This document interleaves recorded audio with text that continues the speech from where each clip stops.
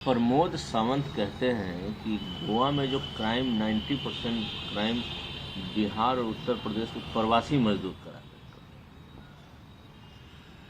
हैं। देखिए, बिहार, उत्तर प्रदेश या हिंदी पट्टी ये गरीब लोगों का इलाका है और लंबे अरसे से यहाँ के गरीब लोग न सिर्फ देश के अलग अलग इलाकों में बल्कि यही लोग जो है मॉरिशस, फीजी, बाकी जगहों पर अंग्रेज इनको गिरमिटिया मजदूर बना करके ले गए।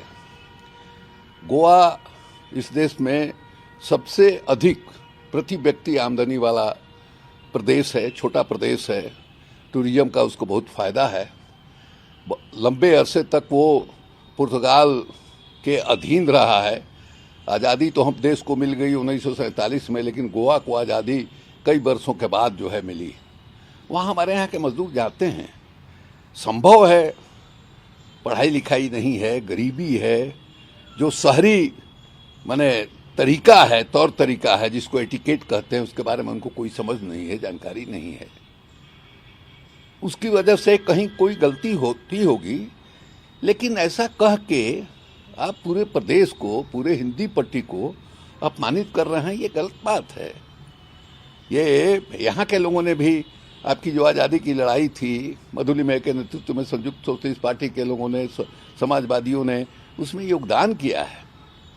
तो ये बहुत ही गलत प्रवृत्ति है और हमको लगता है कि जो हमारे प्रधानमंत्री जी हैं, जिनको माने हिंदी पट्टी से काफ़ी समर्थन मिलता है और ख़ास करके उत्तर प्रदेश में तो उनका बोलबाला है, वो अपने लोगों को इस तरह का अपमानजनक माने भाषा और बोली बोलने से उनको कहेंगे कि परहेज रखें। मैनिफेस्टो जारी हुआ कांग्रेस का, उन्होंने कहा है कर्नाटक में कि अगर सरकार आएगी तो पीएफआई की तरफ बजरंग दल को भी बैन करेंगे। हाँ, उसके बारे में हमारे प्रधानमंत्री जी और हमारे गृह मंत्री जी बात बनाने में इन लोगों का कोई जोड़ा नहीं है। उन्होंने कहा कि अब बजरंग बली से भी इनको परहेज है। अब बजरंग दल और बजरंग बली दोनों को एक करके ये देख रहे हैं। प्रधानमंत्री जी ने कहा कि पहले राम को इन लोगों ने कैद कर रखा था, अब बजरंग बली को जो है कैद करके रखेंगे। यही बोल रहे हैं वो। मैंने उनको जो वहाँ की समस्या है, जनता की समस्या है, उसके बारे में एक शब्द जो है प्रधानमंत्री ने नहीं बोला है, एक शब्द नहीं बोला है। मैंने सिर्फ आत्म प्रचार में ही वहाँ लगे हुए। हमको 91 गालियाँ दी कांग्रेस पार्टी ने, अब गिनती फहरिस्त बना करके रख रहे हैं। आपने जो है सोनिया गांधी के बारे में जर्सी गाय जो है शब्द आपने इस्तेमाल किया है। आपने किस तरह से बाकी लोगों को अपमानित और जलील किया है। आपकी जो भाषा है, आपका जो आक्रामक तेवर है, उसका कोई मुकाबला कर सकता है क्या? तो आप जो 5 वर्षों की वहाँ सरकार रही है, वहाँ के कॉन्ट्रैक्टर एसोसिएशन ने आपको लिखा है कि यहाँ की सरकार जो है वो 40% जो है कमीशन ले रही है।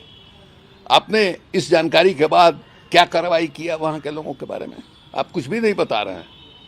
वहाँ जो एंटी इनकम्बेंसी है उसको टालने के लिए तरह तरह की इस तरह की बात कर रहे हैं। इलेक्शन मैनिफेस्टो में आप जो है बजरंग दल क्या कर रहा है, उसकी भूमिका क्या है, आप ये देखिए। कहीं भी उत्पात मचाना हो, किसी सेकुलर आदमी के कार्यक्रम का में विघ्न डालना हो, बाधा डालना हो, वहाँ उत्पात मचाना हो, यही काम है उनका। विश्व हिंदू परिषद का संगठन है। तो इन लोगों ने कहा है, भी पॉलिटिकल ही मैसेज है कि हम जो है पीएफआई के तरह उसको बंद करेंगे। इन लोगों ने भी किया है। उसका आप जवाब दीजिए कि बजरंग दल को कम से कम अनुशासित कीजिए।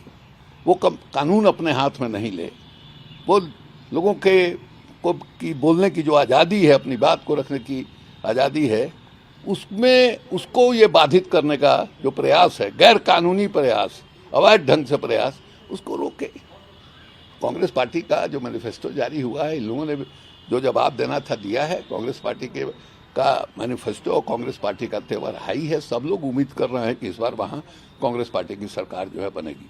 महाराष्ट्र में क्या चल रहा है तिवारी जी, शरद पवार? अब महाराष्ट्र के बारे में हम नहीं कर सकते हैं। महाराष्ट्र के बारे में जो कुछ शरद पवार ने कहा है और उसके बाद जो है जिस ढंग का वहाँ मतलब एक भावुक जो उनके समर्थक थे, उनकी जो भावुकता थी, जिस ढंग से लोग रोने लगे, जिस ढंग से लोगों ने कहा कि नहीं साहब, जब तक ये मैंने अपना निर्णय वापस नहीं लेंगे तब तक हम यहाँ से उठेंगे नहीं। फिर उसके बाद खबर आई कि उस निर्णय पर वो पुनर्विचार करने के लिए तैयार हैं, और ये खबर जो है उनके भतीजे अजीत पवार ने दिया।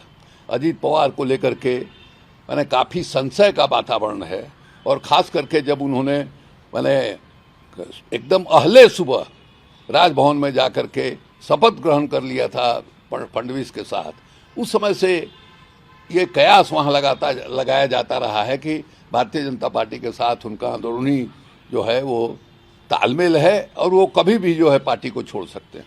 ये र्यूमर था। तो कुछ लोगों का ये भी मानना है कि ये जो दल बदल की मुहिम जो है अंदर अंदर चल रही है, उसको कैसे किल करें, उसको कैसे ख़त्म करें, ये समझ करके उन्होंने ये घोषणा किया कि अब हम जो है किसी पद पर नहीं रहेंगे। उसका परिणाम भी दिखाई दिया। जो अजीत पवार उनके मैंने प्रेस कॉन्फ्रेंस में कह रहे थे कि नहीं साहब, ये जो निर्णय हो गया अब उसको वापस नहीं लेना चाहिए, किसी को की इच्छा है नहीं काम करने की तो उसको इच्छा का आदर करना चाहिए, और वही अजीत पवार कह रहे हैं कि नहीं साहब, उन्होंने कहा है कि हम इस पर पुनर्विचार करेंगे, 2-3 दिन का वक्त देखा जाए। अब देखिए 2-3 दिन के बाद क्या होता है।